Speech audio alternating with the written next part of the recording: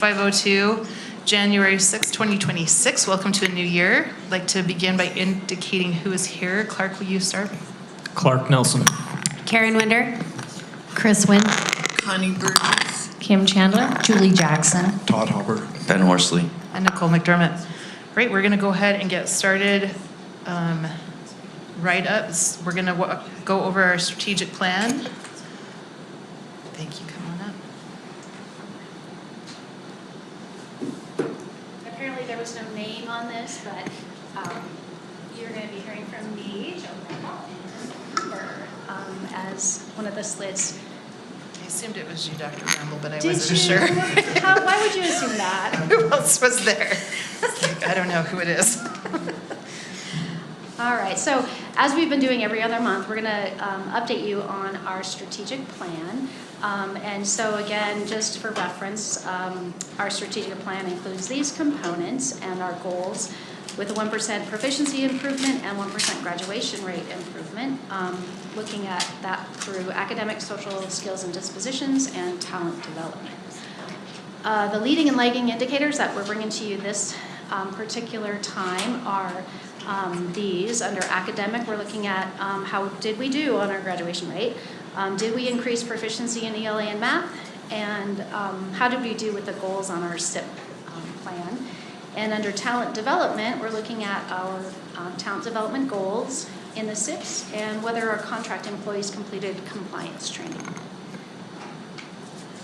So we'll start with a celebration. We had our increased graduation rate of 1.2% over last year. So that's pretty cool that we were able to get that to 80.3% for the 24-25 school year. As we look at, and I thought it's kind of nice, I think, to put that in perspective of students too. That means we had 66 more students who graduated from our schools. So the other thing I think is helpful to do, well, we can look at these big numbers and how they look at a district level, but what does that look at like at individual school levels? So our standouts here, which are pretty exciting, I think, are these schools that increased at least 1% or more. Our highest was Granite Connection. Now, as we look at Granite Connection and some of the things that have been happening there, over the past several years, they've increased dramatically their graduation rate. And one of the things I've mentioned, I think, before to the board is that they started mini terms that really helped focus on getting those students past the finish line. But I think Leslie had some other information that she wanted to share about some of the things that are happening at Granite Connection High that are helping with that graduation rate. Okay, a couple things that I just want to share with the board. If you've been to their graduation review, you'll know some of these things, but I know that Principal Beck has really focused on warm handoff from schools, that he's trained student peer leaders that come in and orient kids, that before he enrolls you, you have to come to an orientation meeting there and be toured around the school with these peer leaders, which has been really effective. He's done a great job too of cleaning up his data and looking to see what feeder programs, because for accreditation, there are several other programs underneath him that feed into that. So the youth in custody, the educational support program also feeds into Granite Connections graduation rates, as well as some post-high students also feed into his graduation rate. So he's looking at those other programs that are coming in, and not only is he responsible for his data, but their data as well, and messaging to them the importance of graduation rate. I think really because he's shown the light on it for them, I think that's what's helped to boost the graduation rate as well. We're not losing kids along the way. We're looking to capture as many kids as possible and move forward to the graduation finish line. So kudos to him and his team. That is excellent numbers. I would point out at the end of every mini term, he has a barbecue for his kids. Food. I don't know why I brought that up, except to say that he has incredible sense of belonging in his building, and I think that has a big impact on what they're doing over there. It's exciting. So the other schools that also increased dramatically, Cottonwood High has been working really hard on increasing their graduation rate, and then Kearns High also increased by 2.1% increase by 2.1% points from the previous year. What's their magic bullet? Have you? At Kearns, Kearns and Cottonwood? You know, I'm not sure. I know that in talking to Danny about Kearns High, some of the things that he's been working on, initially his graduation rate decreased, but he really held to high standards. And I'm not sure if there are any assistant superintendents that have, you know, worked closely with these schools that have ideas about what other things might be happening at those schools. Danny runs a good barbecue too, actually. Oh, yeah, it's the barbecue. That's not true. Each of the schools has been really intentional as of late, monitoring failure rate quarter by quarter, week by week. And we're seeing a great correlation between that and not just the graduation rate, but the other indicators in the state accountability system. That's been exciting to see. So it's hard to ever have this cause and effect relationship in education, say, hey, we did this and it produced that. But looking at correlations, those are exciting trends to see. And both schools have been monitoring those very closely. Thanks. Our other goal was to increase proficiency in ELA and math by 1%. Now, here's where we have some disappointing news. Surprisingly, both of these stayed exactly the same. Our initial data looked like they had increased, but the RISE performance, this is including 3rd through 10th grade. So we're looking at RISE and Utah Aspire Plus together to arrive at this 32.1%, which is unchanged from 2024 in ELA, and in math is 28%. So with these numbers again, I think it's sometimes it's hard in a district as large as ours to look at being able to increase this number and increase this percent. But I think what we do have in a large district is an ability to look at individual outliers. And so I've also included for you to see which of our schools actually achieved this goal, the 1% increase in ELA and 1% in math. So we had 23 of our schools that increased by at least 1% in ELA, and then 25 schools in math that are listed here for you. So as I dug around a little bit to see what these schools are doing, because that's the next step I think we need to know, as Nicole asked in our graduation rates, what are these schools doing? So as I interviewed a few folks about what they see happening at these schools, Academy Park is a real standout in both ELA and math. And one of the things that I heard about Academy Park is that they really have a strong coaching team. Their PLCs are in place. They're tracking progress of students. And another thing that Heidi does at Academy Park as a principal is she uses reinforcers school-wide, incentivizing students, and she has fun themes like Mario. And so this allows her, I think, to make sure that she's got attendance at her school, that the kids are actually there and learning. So that one stands out in both ELA and math. Cottonwood High School also increased, and what I heard from them is they focused on an ESL endorsement and coaching. So they had an ESL endorsement program across the school, and then follow-up coaching that was focused on those, which definitely must help contribute to that growth in ELA.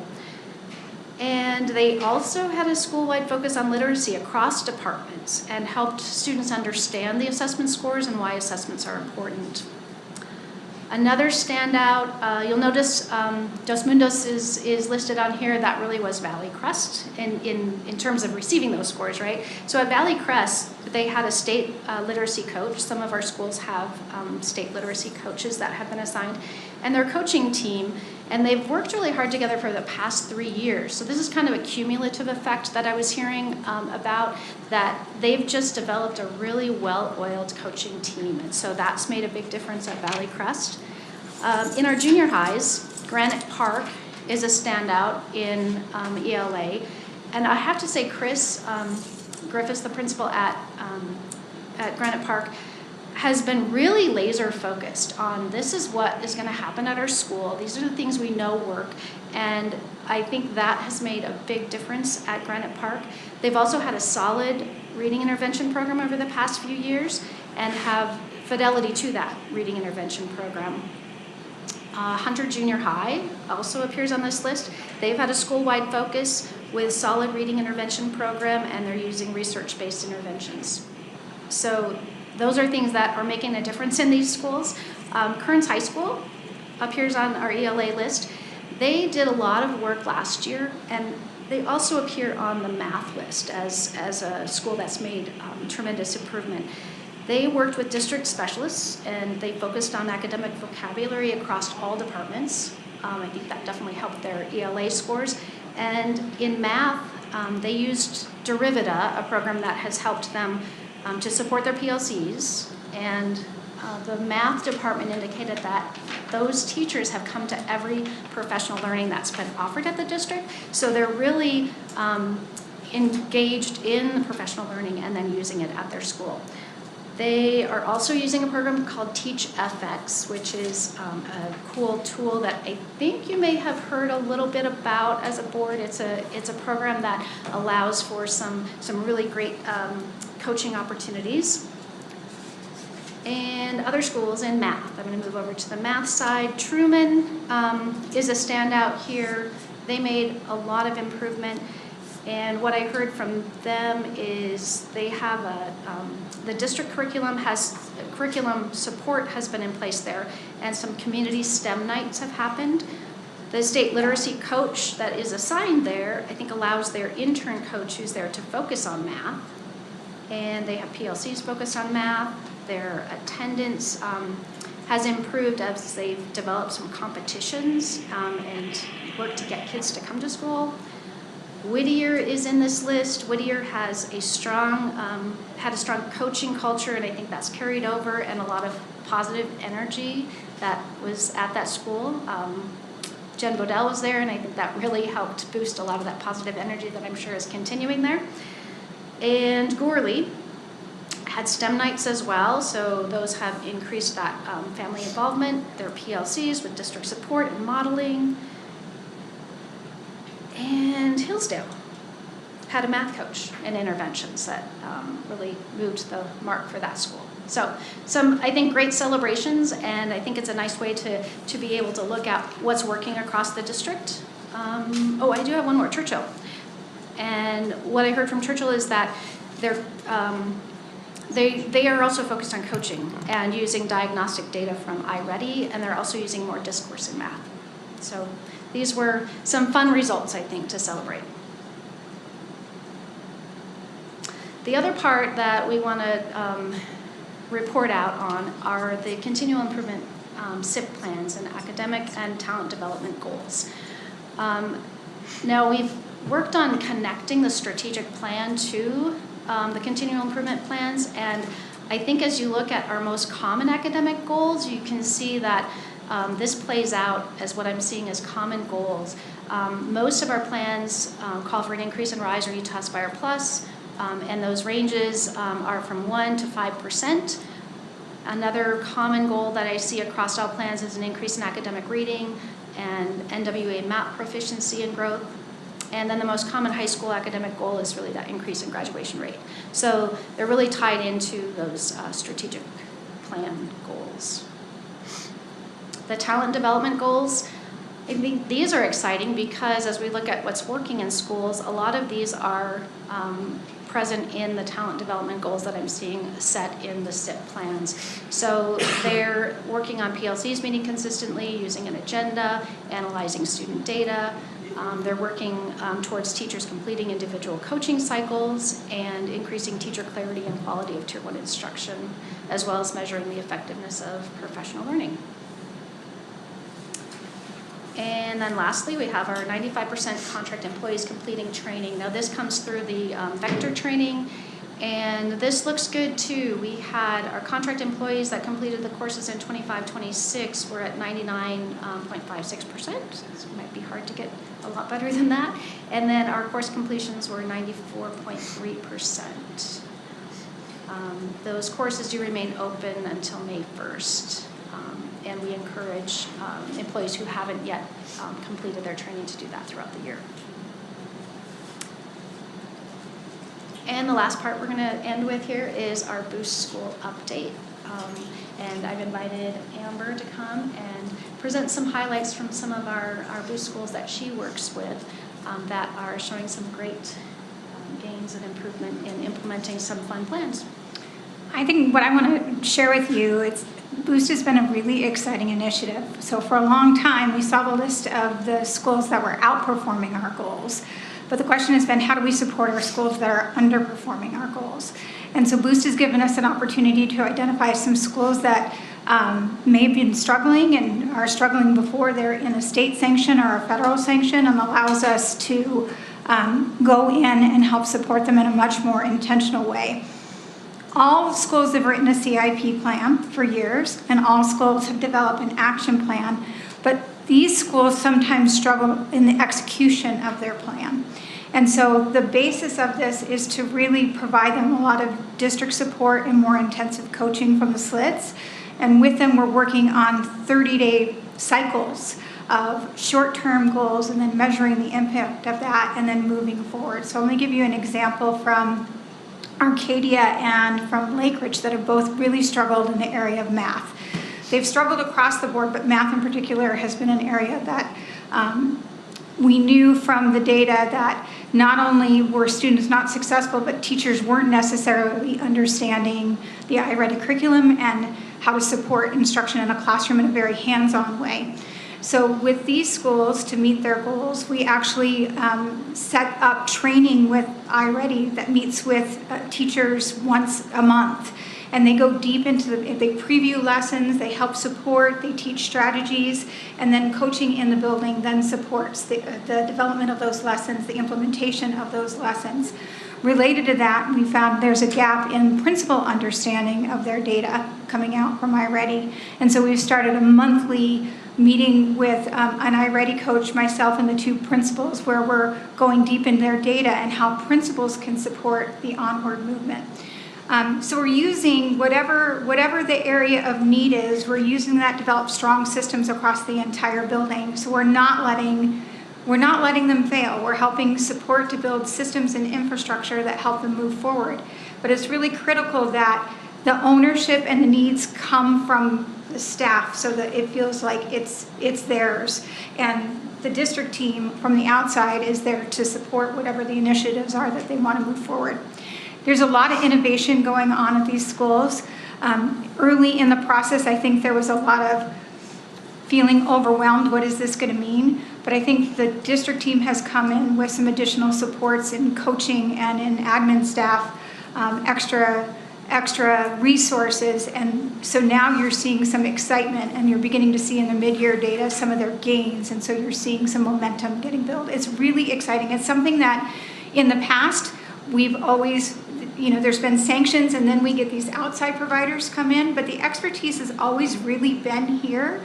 And so to do it, to pull ourselves up and to work together to make sure these schools are supported, I haven't seen anything like it in my years in the district. And I think we may have found a real way to move not only this first group of schools, but a lot of our schools over the course of time. We're learning a lot from the schools, and I think this is the way we lift ourselves up, give ourselves a boost. Do we have any questions?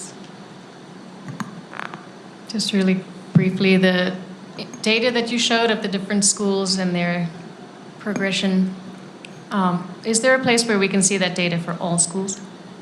Can you remind us where to access that?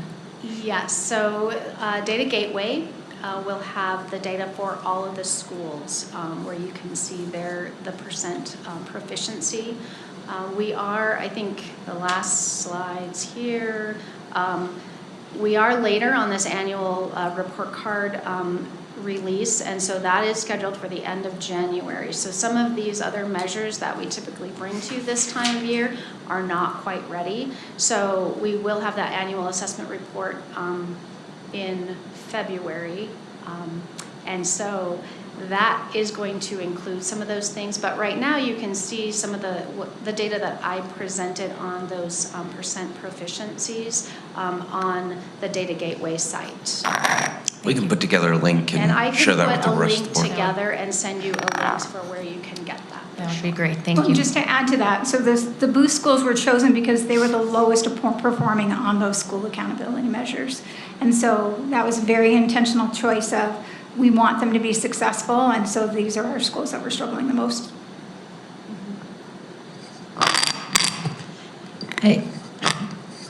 I think that it's really important to just also recognize the things that are not measured by those tests that are going on in our schools, because one of the things I've been asking myself is, are we making the right goals?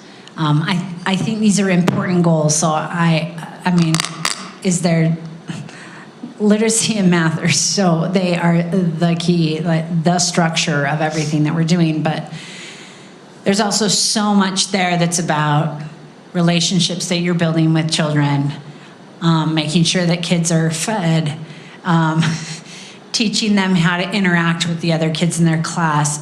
There's just so much that cannot be quantified, so we don't create a goal for it if we can't create a SMART goal. And it's frustrating because it means that a lot of what we do as teachers goes unmeasured, uncelebrated, unrecognized, and then you have this measure that doesn't seem to go up, even though we're working our fannies off. I mean, I'm witnessing what's happening in these schools, and I know our teachers are trying new things. They are gaining new professional development. They are like, I feel the feeling of like, what more can we do? And I just want to express that because I'm sure that we have a lot of teachers who are feeling like, what more can I do? I am giving everything I can to this. And I think it's really important that we just continue to keep our eye on the prize, and that is we're not going to leave any kids behind. And we're going to figure it out. But I did want to just take a minute to recognize the things that are not measured. I wish we could figure out a way to set a goal for those things also, so that we could celebrate that they've been checked off and fulfilled. And in part, I guess, as a comment too, that we do have goals in all of our SIP plans related to social skills and dispositions, and a lot of those are around student belonging and sense of efficacy, and some of those things that maybe feel like they're not measured. Now, in school accountability measures, they're not, but they certainly are present in the fact that if a student doesn't feel a sense of belonging and doesn't feel some sense of self-efficacy, they are not going to do well on those measures that we're looking at as student outcome measures. So I think we look at both and kind of a thing. We have to have those things in place. We have to have strong cultures. We have to have those strong relationships that create an engaging space where students want to come and learn. And so our teachers are working really hard at those things. And I would hope that all of our schools are also celebrating, and I know they do celebrate those things. They celebrate increases in attendance and increases in the sense of a belonging that our schools are trying to develop. I'm glad that you said that, because I do know that we measure those things and that we're looking at them and monitoring them. I think my sadness or my opining comes around the public getting to see that, because there's no place where that is published for our public to see. Wow, look, Magna Elementary, 90% of the kids feel connected there. It would be incredible to be able to publish those kinds of things too, although very controversial, quite honestly. Well, I think sometimes a couple of those are my schools, and so we see it when we attend activities there. They're like when you go to an activity that's well attended by the parents and the teachers are supporting it, a lot of it, the feel of the school is different, and you can tell there's some changes happening that are really positive. And so when I go in these schools and get to act with the students and the families, I think a lot of those changes are coming, and you can see them. It's just not going to be on paper for a while. Like, I think it's there. I think it's starting. So You're saying give it time. It Yes. will be reflected in the think reading so. and math scores. Yeah, I think so. that's We true. do have that. I agree with that. engagement. So I think what we're it's- trying to do is empower schools, communities, right? So we're trying to give them a boost. The scores can be very defeating, but what we're doing is what is within our control. What can we do together? How do we give ourselves a boost? That's why it's really important that the direction comes from inside the school and the leadership of the school, including the teachers. and not the district telling them how to do it. A consultant from the outside will tell them how to do it. This program is different in that we're helping use our resources and expertise to help them discover for themselves what's going to work for them. So I think, Julie, what you said, it just speaks directly to the kind of effort that's going on in these schools right now. And I know how much effort and how much you put in to help the Boost and keep us informed. We really appreciate We that. can't wait to show them off. We're really excited to see what happens for them. That's great. Appreciate it. Quick question, when is middle of year data available for our elementaries? Mid-year data is coming in now, and so we have some of it that was completed prior to going on winter break. Our latest data that's going to come in is Acadian's reading and Acadian's math data. That window closes for us on the 9th, and so we'll have that data available. And they're anxiously awaiting and pulling that data already to see where we're at and what some of those early indicators are. Okay, because I'm anxious to see that. I've got 2 schools that are Boost schools, and I am thrilled to see that both of them are on that moving, that they were on the top 25 of moving. So really impressed with that. I think going along with Julie, it's not just, I know we emphasize the data and the coaching and everything, but I feel like really also a belief that these kids can be successful is so key with our teachers, and making sure that everybody believes that it doesn't matter who they are or where they're at, these kids can be successful. And that's hard. That's hard. I know I was talking to a friend who teaches at South Kearns, and she has kids from Afghanistan that have never been to school before. And she's teaching in 5th grade how to go to school, to learn their ABCs. That is what she's teaching in 5th grade. And that's what we're up against. And I don't think the public knows that and sees that in the data either. So I think we need to make sure that we're making, that people know and understand that that's what they're up against. But I appreciate the hard work these schools are going through. I've been in and seen some of these coaching, and I think it's fantastic. So thank you so much. All right, we're going to go ahead and move on. Thank you so much for being here.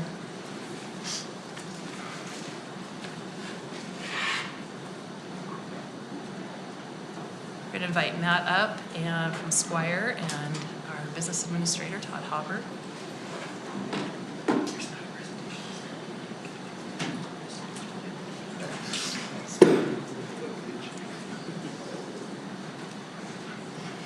This is the audit report, and I hope you all saw, I asked if you wanted to have this wonderful document, which I assume that's it, right? That if you wanted to have a hard copy of it, it is available, but it is also published on our website. So for anybody who would like to see it, you are welcome to go and take a look at this as well. Well, great. Thank you very much. Appreciate the opportunity today. We're going through our statutory responsibility to present to you our financial statements and our audit report. We have Matt Geddes here with Squire, who will talk us through the audit report and through the compliance report. Those are the 2 pieces that we have to go through annually. So with that, I'll turn it over to you, Matt. Thank you. Each year, the district engages an independent audit firm to perform an audit of your financial statements. Ultimately, Squire has performed the audit of your financial statements and issues an audit opinion on those financial statements. That audit opinion is that the district's financial statements present fairly in all material respects the financial positions and activities of the district. So what does that mean from a board perspective or from a management perspective? What it really means is as you review the financial statements, you can reasonably rely on the information that's presented in those financial statements to be accurate, and you can utilize that information to make decisions for the district. In addition to the audit of the financial statements, as Todd mentioned, we're required to perform some additional audits and issue some additional reports. Because you're a government, we're required to perform your audit in accordance with government auditing standards. Government auditing standards require that we review your internal controls over financial reporting and compliance. And if there were some significant deficiencies or material weaknesses in those internal controls over financial reporting, we would be required to communicate those to you. We did not identify any internal controls any material weaknesses or significant deficiencies in internal controls that are required to be reported. So that's a positive grade. Sometimes I describe that as material weaknesses are things that should keep you awake at night, and significant deficiencies are things that should keep management awake at night. Did not identify those as it relates to your financial statements. We also perform an audit of federal compliance. Because you receive federal dollars, a single audit or federal compliance audit is required, and we issue an opinion on federal compliance. This year we performed an audit specifically of a couple different programs. We rotate which programs we test based on some risk assessment standards that we follow. This year we performed an audit of Title I and special education and issued an opinion on compliance related to those programs. As it relates to special education, we issued an unmodified or clean opinion on compliance, that the district complied in all material respects with the compliance requirements outlined for the special education program. With Title I, we did issue a qualified or modified opinion that the district complied in all material respects with the compliance requirements except for one compliance area in which the district did not materially comply with. That compliance area relates to transfer students. So there's a special test and provisions that we're required to perform that as students transfer from one district school to another school or location or somewhere else, that appropriate sufficient documentation is maintained by the school to provide sufficient evidence to support where that student went. So a transfer request form as an example from another district or from another state when student records are transferred. During our population testing, there was multiple students that did not have sufficient appropriate documentation. That was isolated primarily to one school. The district has identified a corrective action plan on that and is currently in the process of working through that corrective action plan and training and providing the accountability related to those areas. But that is something to highlight. The final report that we issue is in accordance with the State Compliance Audit Guide. The State Auditor's Office issues an audit guide each year with specific state requirements that we're required to perform an audit of, and we issue an opinion on those specific compliance requirements outlined. And that opinion is that the district complied in all material respects with the compliance requirements outlined in the State Compliance Audit Guide. Any questions? I have a question on the transfer students. Can you clarify, are these students who we know and are certain that they did in fact transfer to another school with either within the district or within the state of Utah or within the country? Sometimes we have students who depart and do not inform us of their departure. So I just want to make sure I understand exactly the circumstances that resulted in the findings. So the transfer code that was used, I don't have, so there were 4 out of 10 students. I do know that. So 4 out of the 10 students, which was one school, so we didn't expand the population on that school, but 4 of the students used a specific transfer code that required a request for records. So transferred within the state, transferred to another state. There's different documentation requirements depending on where they transfer and what's required, but not, regardless of where they transferred, the school did not have the documentation available that was required for those transfer codes. I don't remember the specifics. We could certainly provide those to you. But regardless of which code was used, it did not have the appropriate documentation related to the code that was used. Got it. I appreciate the clarification. Any other questions? Okay. Thank you. Thank you so much. And I need to call out, we got Chris here. Chris Lewis is with us today. It's under his leadership that we're able to have such awesome reports. Our accounting and accountability of the resources given to us by our taxpayers are well taken care of under his guidance. So I just wanted to give a shout out to Chris and his team. I think that is really important. That it's assuring to hear that we know that these are fairly. How did you put it? Fairly stated. Fairly stated, yes, and that we can have confidence in the reports that we see here, Chris.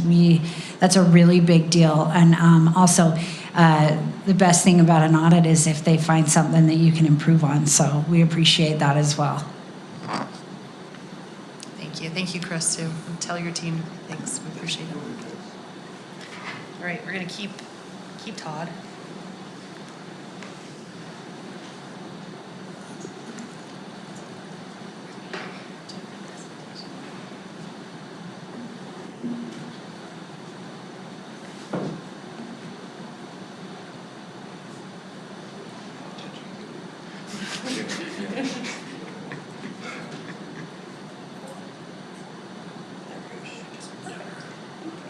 Down arrow?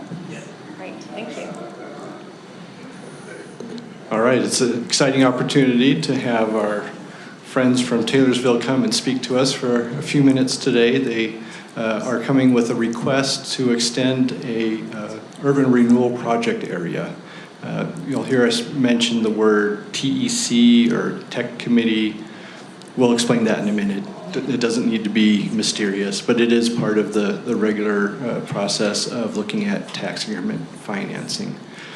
So I'm going to turn the time over to Dina to present to you the proposition that they have, and then allow you to ask any questions, after which we'd look to you to give any direction to Clark Nelson and myself, because we are the voting members on the TEC or on this committee, and so we'll represent your interest at that meeting. Thanks for the introduction, Todd. My name is Dina Blaze. I'm the Chief of Strategic Engagement for the Community and Economic Development departments within the City of Taylorsville. That also makes me the Executive Director of our redevelopment agency. So as Todd mentioned, we're here really to bring some information to you, answer any questions you may have, and hopefully move towards a sentiment with the board that would support the city's request. In essence, what we're requesting is an extension of time. Back in 2012, I'll just sort of not bury the lead, back in 2012, the taxing entity committee that was functioning at the time approved a budget for the redevelopment agency urban renewal area. And we are seeking an extension to be able to achieve that full increment into the year 2038. So I'm going to go through some details, and I'm happy to answer any questions. And I have to say that I really appreciate Todd and Board Member Nelson in the questions that have been asked of the city and giving us an opportunity to provide some additional information and clarification. Not only that, but the policy document that you all have produced to help you make the decision has been really helpful too within the city, talking to our city council about those same issues. So we really appreciate the partnership that we've developed. So for those who are not familiar, the 5400 South Bangerter Highway URA, this is the boundary of it. It's approximately 65 acres. It was an approved area back in 2007, which is why we're functioning under a tax entity committee and not the way you do brand new redevelopment project areas now through an interlocal agreement with each of the taxing entities entering into a separate agreement with the cities. This is a structure that was in place when it was formed, and so we have to sort of continue working under this structure as we're moving forward to make any changes to it. There was a budget adjustment, as I mentioned, approved by the taxing entity committee in 2012. They moved the base year from 2008 to 2011, and that pushed the collection years from 2012 to 2026. That increment collection at that time was capped at $22 million, just over $22 million. And then there was a COVID-related 2-year extension that moved that expiration date from 2026 to 2028. So again, what the city is requesting is really to have more time in order to capture that increment that was approved back in 2012. We're not seeking additional revenue, and we're not seeking inflation-adjusted revenue. We're simply seeking that base amount that was approved in 2012. So the current conditions, I think we want to just talk a little bit about in case you may or may not be familiar. These, again, it's a little over 65 acres. It is commercial development. There's some residential within this area, but it's mostly commercial. This is sort of that north side of 5400 South, just to give you some details on the kinds of developments that are there in the area. And that's south side of 5400 South. And Bangerter, right? And Bangerter Highway. If anybody's wondering. And Bangerter. This is the area of 5400 South, about 3600 West to Bangerter from east to west. And you can see it's fairly small scale retail and commercial development that fronts 5400 South. There's a couple of reasons why we're coming with this request. Stagnation in the investment and the property valuation. So when this was formed in 2007, and between 2007 and 2015, the property value actually dropped. It dropped by $9.9 million, which was about a 17% decrease in the valuation. So that actually created the sort of hole that you have to get out of before you can even get to the base valuation that was established and adopted by the taxing entity committee. So we're already kind of working at a deficit. By 2018, we then started seeing valuations back at the 2007 level. So this is like your salary dropping, and you don't sort of get back up to that that amount in 2007 until 2018. So really what that indicates is a lack of investment in this area. And when this area was established, it was established under a blight. That's why it's an urban renewal area. There was a blight study done. And that blight has been persistent. And if anything, it's gotten a little bit worse because there used to be some commercial buildings there. There was a Kmart and an Albertsons. And the site was cleared in anticipation of some development following the initial removal by UDOT of ramps to this area. So you can imagine traffic stopped. It stopped coming, and in 2010, so by 2011, none of these tenants, especially the larger ones, could survive. So they've closed. So we had a lot of vacant buildings, and those were cleared in 2015. Also, the COVID and post-COVID market constraints have continued to be an impediment to development in the area and investment in the area that we'd like to try to rectify. In addition to that, just to mention, the city did restore some functional access to the site with some signalized entry off of 5400 South. That was part of a settlement that we reached with UDOT because they wanted a complete median that ran the entire length of 5400 South, which would have not enabled cars to get in and out. It would have been right in, right out, instead of some left in, which was a big issue. And that was about $2.5 million that the city spent, and then we did receive a grant back from UDOT to cover those costs. In addition to that, the city acquired 1.28 acres just up in the corner, the northeast corner of that section south of 5400 South, in the hopes of kind of catalyzing some development there. And I think that's helped us attract some interest in investment. And then the biggest challenge we have in this area is infrastructure, and specifically sewer upgrades west of Bangerter to accommodate any intensified development. So we have, I put sort of 3 little small vignettes because I think I made a joke at the tech committee that if I just keep talking to Kearns Improvement District and Taylorsville Banyan Improvement District, it might be free, but it's not yet. We have an estimate in that far left of the sewer improvement would require about $16.7 million. That's the estimate that we have. You can imagine if we're collecting $22 million in tax increment, it would all go to sewer. So we started engaging in conversations between Taylorsville Banyan and Kearns Improvement District to see if there was sort of a partnership that could be struck between those two entities, and we found some success. That's the center portion. To see if we could actually tie in, instead of going east, we would go west into the Kearns Improvement District area.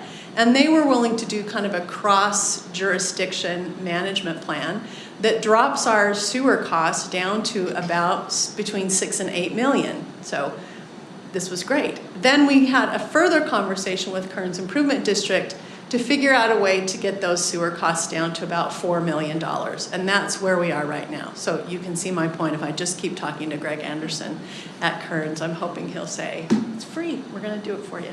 It'll be great. So that's a significant challenge for us to do any kind of intensified development on this site.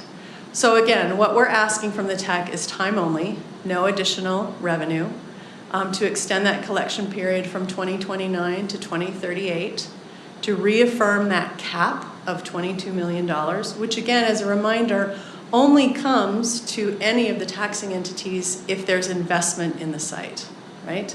And that's what we're seeking your request on. So I have some additional information just for our plans for the project. Primarily sewer system upgrades, of course, that's the first, and a proposed residential development to address some critical housing need and a mix of market rate and affordable units on 16.5 acres, the vacant acreage that's south of 5400 South and nestled right up next to the west side of Bangerter Highway. We're looking at 526 market rate units and 86 affordable units. And this, I know, is a difficult point of discussion for the board because in your policy document, you don't want to support residential development. And I'm looking forward to having kind of an opportunity to talk a little bit about those concerns because I will be very blunt. Taylorsville City feels the very same way. We would love to see commercial development on this site. The realities of the market are not going to bring that to Taylorsville or anywhere else for probably 6 to 8 years. We're barely seeing recovery in the office market across the United States and in Utah. And right now we've got so many vacant square feet of office that will fill before we will likely ever see an opportunity for new office or new commercial to be built on this site. So that's why the city of Taylorsville is also seeking development on this site so that it's no longer 16.5 acres of vacant land. That's not good for our community at all.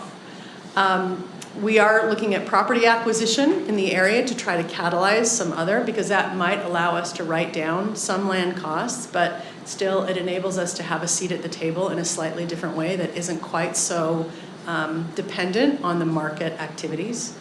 And we're also wanting to help those smaller retail locations along and within this district to do some building and facade improvements to sort of help bolster their interest with the community to try to come and utilize them. We also want to look at internal circulation and public roadway improvements within the blocks, and then mixed-use development opportunities that may be able to occur north of 5400 South. So just wanted to mention that these are within the area. The yellow is sort of improved properties, and by that what I mean is that they have structures on them. Are they performing as high as they could be performing? No, they're not. In fact, I don't have a pointer, but on that north side of 5400 South, you've got national franchises, and they are performing about 30% lower in terms of sales tax revenue than their equivalent in other locations in Taylorsville. So we know that these may be improved, you know, in the most technical terms with regard to real estate, but they're not performing at the same level as their counterparts in other part of the community, other parts of the city. Here we have the blue are improved and underperforming. We know that they are they're not doing well, and they're not they're having difficulty with property maintenance, things like that. And the red properties that you see kind of at the far end are what I would call vacant improved, meaning they have a building on them, they're improved, but that improvement is vacant. It's a commercial space that doesn't have a tenant currently active in it at all. And then we have vacant property within the project area. So these actually continue to sort of underscore the blight condition within the area that we're trying to remedy. And that's kind of the information I have to present. I'm happy to answer any questions. And as I said, Todd was kind enough to sort of send us the policy document that you all have developed to determine your engagement within these areas. And I'd welcome any questions or opportunity to chat a little bit about what the city's thinking and has in mind, and the support and partnership we'd like to continue with the district. I have lots of questions because this is my area. I know that it seems to me that if I'm remembering this correctly, it was proposed to have a residential development on that property, the Kmart property, and a lot of citizens were no. I understand the affordable units. Has it been looked at to have both a mix of, because some of those businesses along there, they are small businesses and they take, the properties. It's a lot of property for a lot of small businesses, which I want to support, and I do support businesses there. But I'm just wondering, has it been looked at to do something that's more of a model of some of those that have been built in South Salt Lake, where you have the businesses on the bottom and then the residential on top? Is that in the works? Is that talked about? I know a big concern is they do want to have a grocery store. It's kind of a dead area with grocery stores. What is the current? I just am worried that it's going to sit vacant again and again for longer. And is this really going to be worth it to do? Yeah, those are exactly the questions we're asking ourselves at the city as well, right? Okay. So there's a couple of things that we have to look at. We can't predict what's going to happen in the future, but what I can say is one of the reasons that we understand that these properties right here, along here, are not doing as well. They simply don't have the density. There aren't what you would, if you were talking to a real estate development person, they'd say rooftops. You don't have enough rooftops to currently support the commercial that's in the area. So that actually says to us residential is needed. You need to have more people with some discretionary income in this area that are willing to go to those businesses and spend their money in those businesses. And so that is an issue we have to address. The problem we have with mixed use development, which is what you're talking about, whether it be office or retail on the first floor and residential up above, is an access issue. And part of it is still the difficulty of this access along 5400 South. But one of the areas that we are looking at for that is, I don't know if you can see, I wish I had a pointer, but in the lower left-hand corner, you'll see that row of commercial buildings that are directly on 5400 South. Just behind them is an alleyway.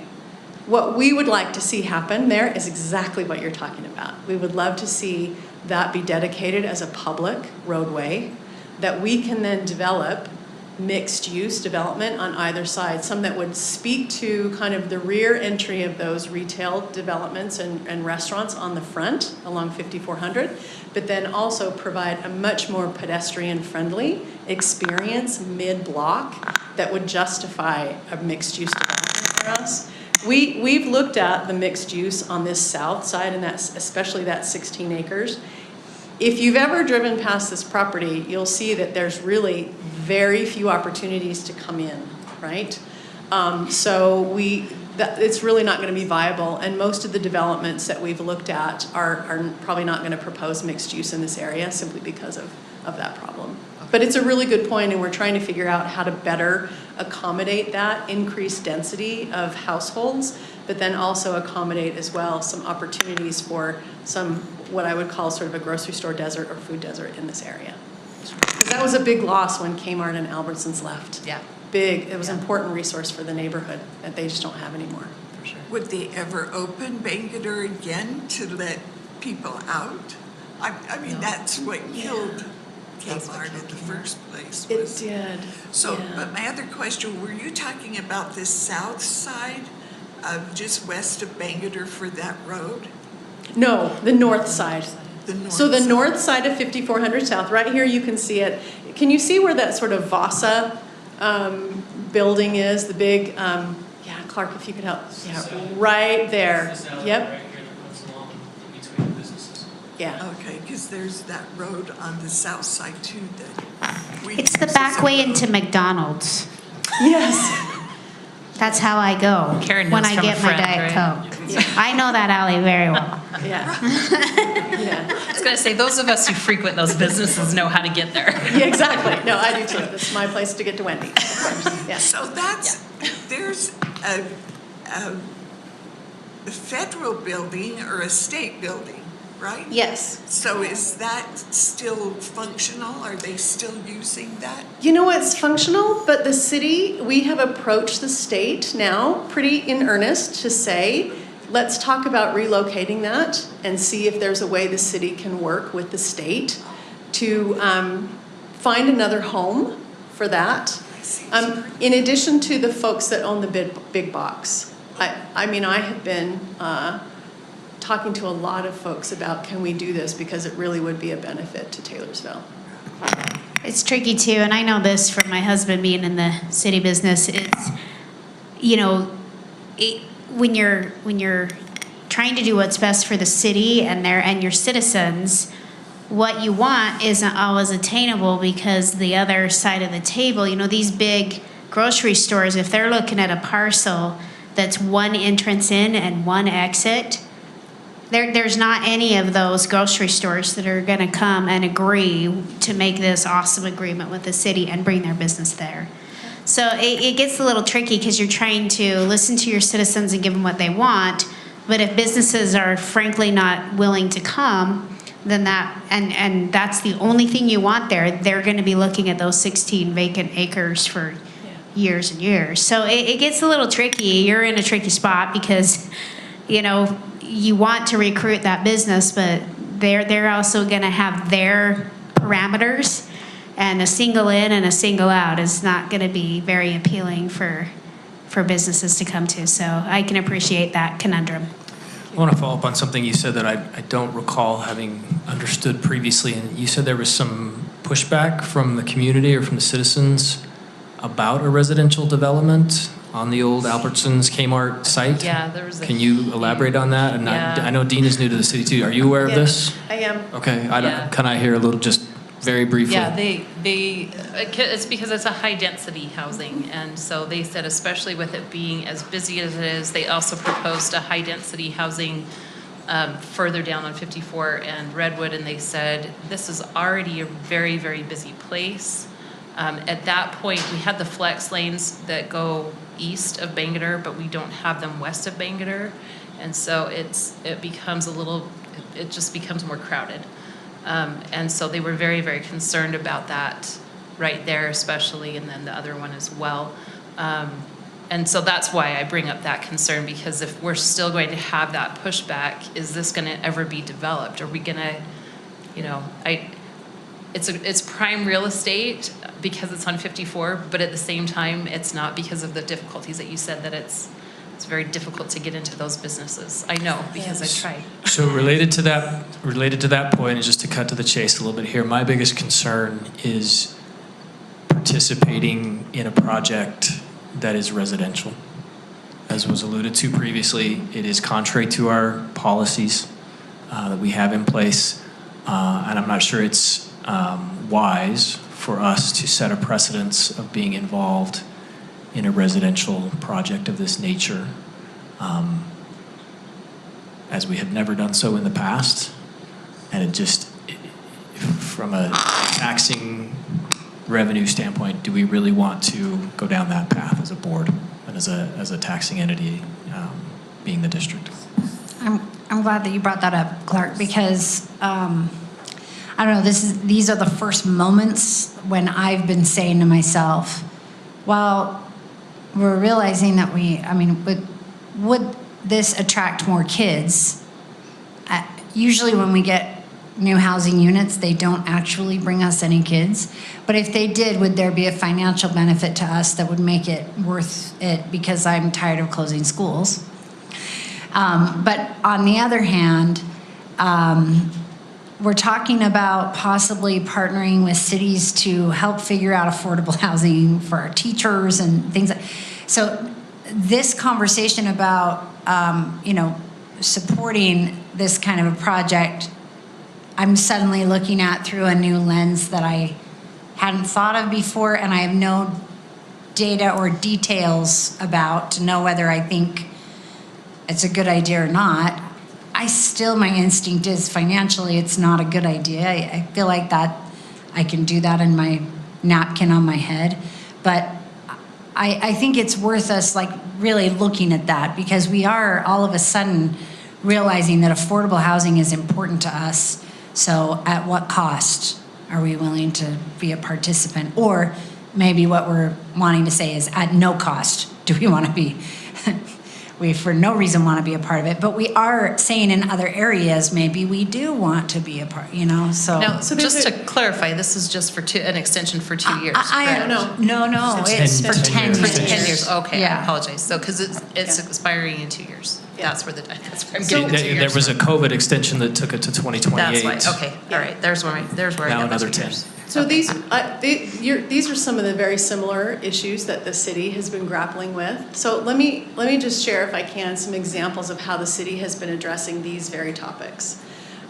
We entitled a subdivision recently in Taylorsville, it was actually last year, for 58 units.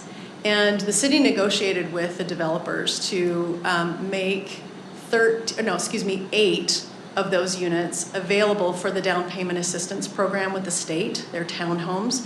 They had originally done all townhomes, and the city came in and said, can we do a mix of single family and townhome? And if you're gonna do townhome, we want them owner occupant, and we'd like you to develop them, and it was Edge Homes that did it, develop them at a price point that would allow us to make them available to what I call essential professionals, that is firefighters, police officers, teachers, government, and healthcare workers, right? And so by making them available at $450,000, they're eligible for the down payment assistance program from the state. So that was one area that the city negotiated, went in and said, this is great, we understand the market is telling you to build housing here and this is what you want to do, but we want to come back and say, let's try to do something that's a little bit more of a partnership. We also just recently, in the last 5 months, entitled 222 townhome housing units on a former commercially zoned site. And we basically required the developer to stub both water and sewer to each individual townhome when they don't have to.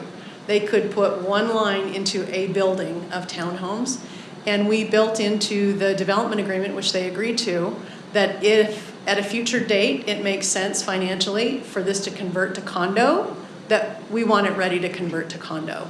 So the city's grappling with very similar ideas of how do you handle high density residential, primarily rental development, when that may not bring stability to your school populations, and it brings sort of transient also to the city. So we're struggling with those same concepts. And that was one of the discussions we had at the real estate committee, your real estate committee, was oftentimes, and I'm sure Todd has seen this in the past, and many of you who've been on the board for a while in the past have seen that quite often cities will come to a request for a taxing entity, and I used to work for Salt Lake County, so I've been in that seat, and it's really the developer that's driving it, not the city. So one of the points that I made at the real estate committee meeting was this residential development that we have received schematic or conceptual plans for is just that. It's schematic and conceptual. It is not a fully baked, they don't have it all worked out yet. And so we wanted to talk to the district about, is there a mix of housing type that might be better for the district? Knowing that this is likely gonna become a residential rental, multifamily residential rental property. And do we need to try to push for housing types that are more 3 and 4 bedroom instead of what we're seeing a lot of, which is studio and 1 bedrooms, right? The individual professional. And I'll tell you that this is a perfect location for individual professional because the airport and the prison and everything in that international center are about 8 minutes from this location once you get on Bangerter. And so to us, that's going to probably drive that market of studio and 1 bedroom. So we've made it clear that we need this partnership to make this work, right? And so I didn't want to bring a fully baked real estate deal to the district because we want to be able to influence potentially those housing units in a way that might support your goals. Even though we know that the philosophy of a residential development is rated very low in your criteria for engaging in these kinds of projects.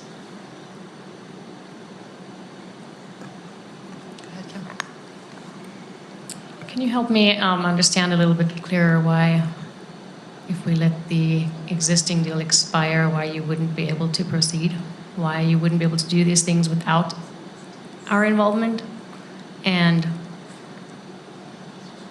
what would it take to simply, I say simply, I know that's a bad word, to get access to this area off of Bangalore again?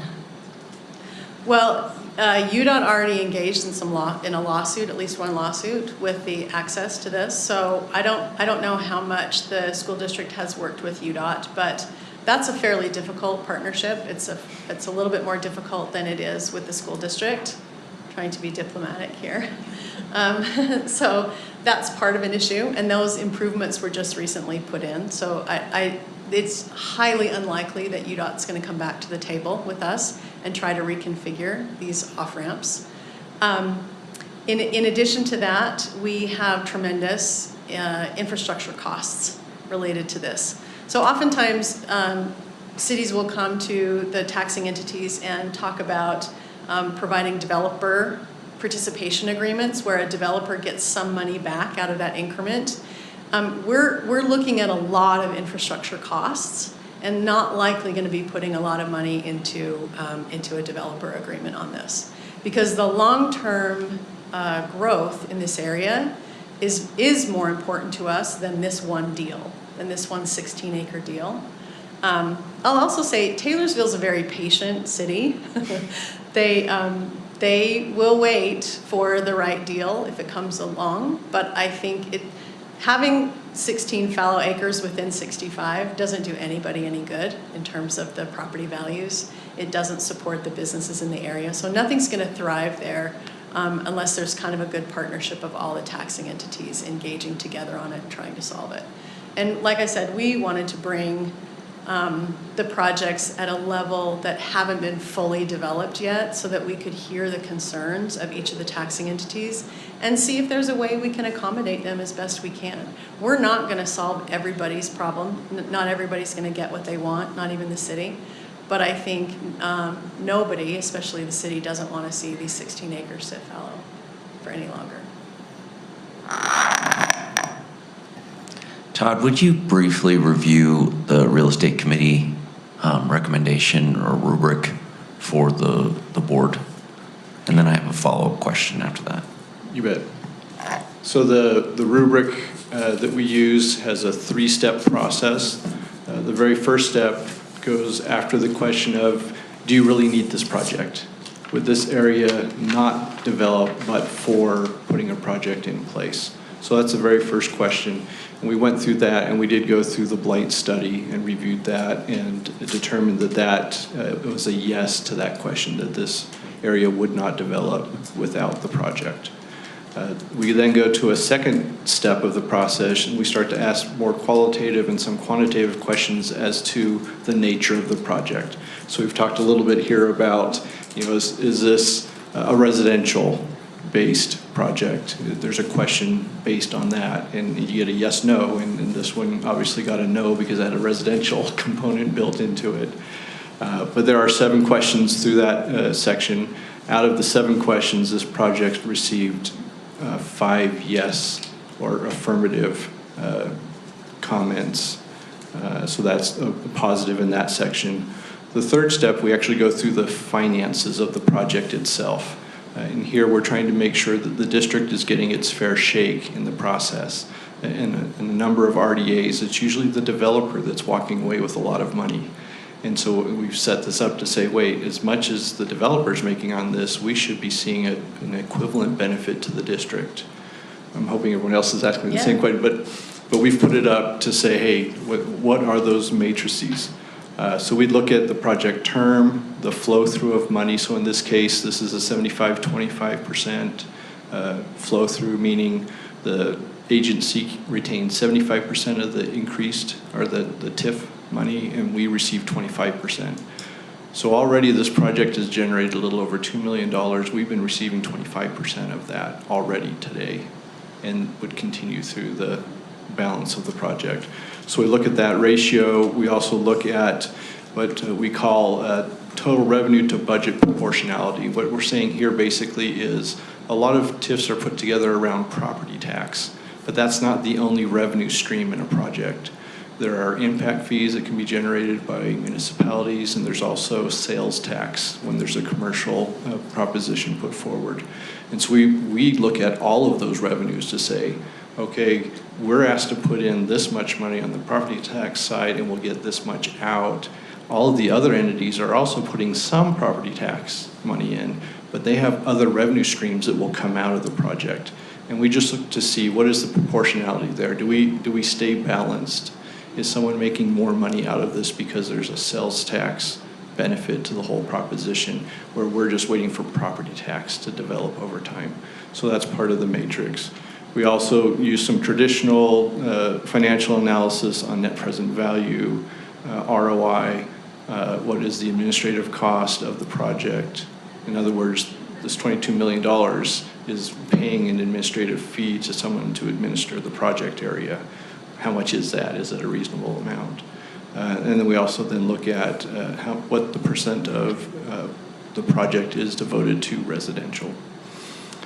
We then take all of those those 3 steps, and then pull that together to say what is the overall score, or what's the evaluation of this project. In this case, the project comes out into what we call the neutral zone. It is neither super beneficial to the district, nor is it super harmful to the district. It's okay. It could go either way. Whether the board supports it, it's fine. And if the board doesn't support it, at least from our perspective, Right. it's fine. So we're in that kind of middle ground area. The challenge that this particular project has brought out, and Clark brings it up asking the question about residential, and Nicole, you also, we're in the past, the policy to not support residential was because we were in a growing district scenario.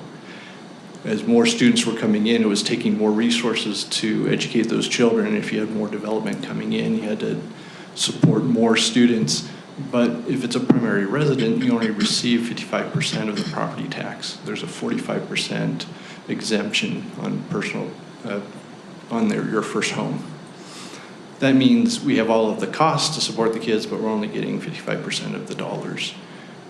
It makes sense not to support residential because you're not getting all the money that you need to support the students who come in. We're now in a new period. We're in a declining scenario.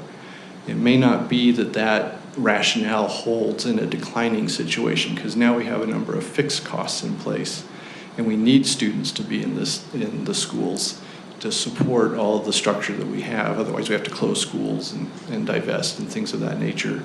So is it in our interest to, in this type of a period, to say, yeah, we actually need to come up with every mean that's reasonable to bring students back in?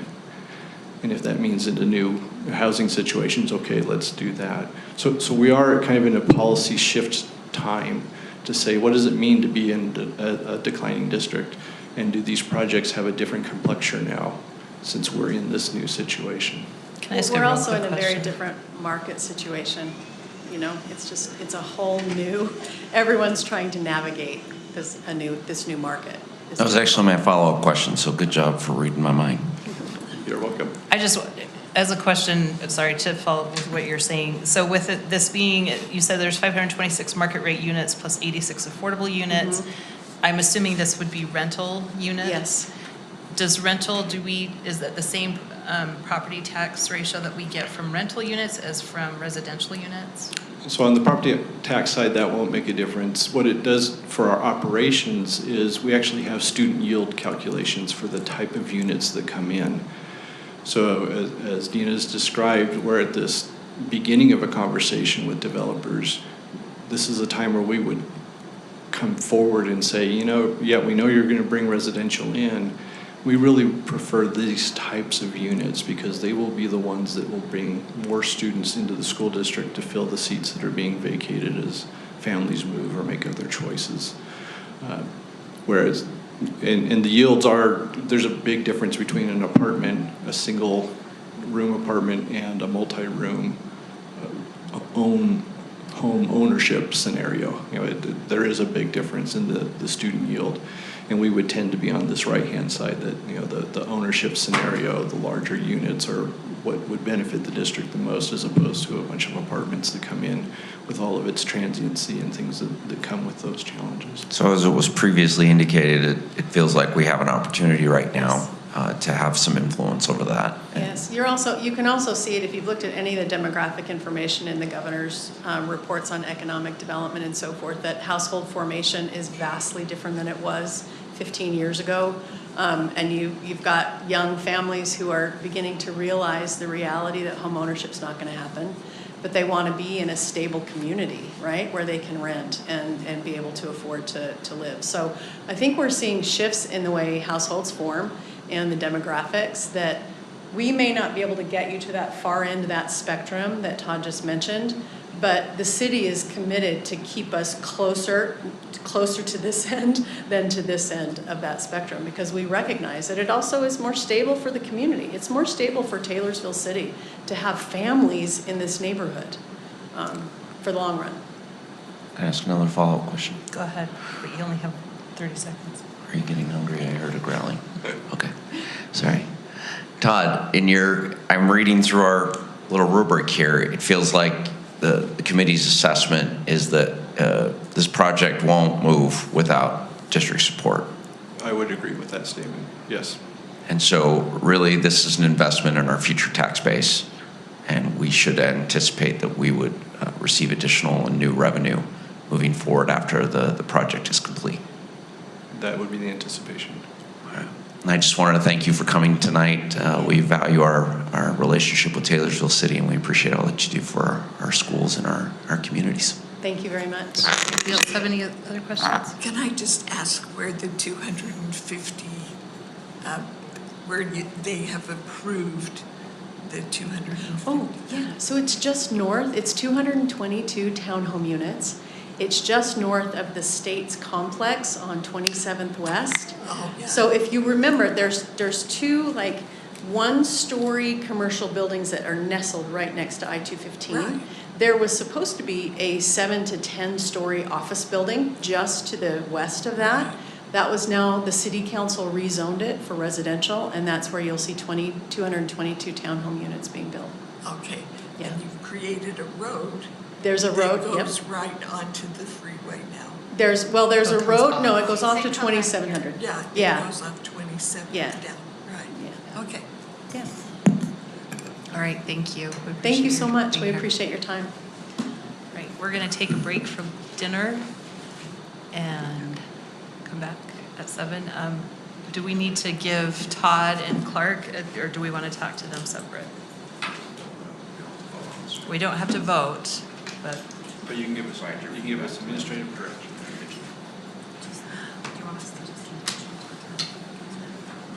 You're saying we're never going to have to vote on this?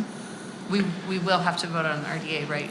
So, Eventually. so the structure of a taxing entity committee is that the board has appointed 2 representatives. So in our case, it's Clark and myself to attend and participate in the TEC meetings. One of those meetings will be a vote to adopt the amendment with its time extension.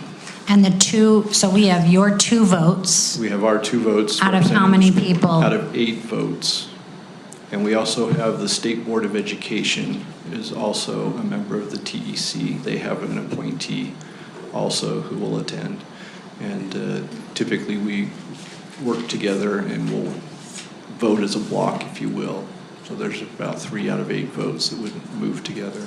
And it just needs a majority, In this case, they need 6 out of 8 votes. 6 out of 8. 5? 5 out of 8. Oh, sorry, So it's 5. a simple majority. Okay. Okay. Is that clear? Okay. We're going to go ahead and take a break. We'll be back at 7.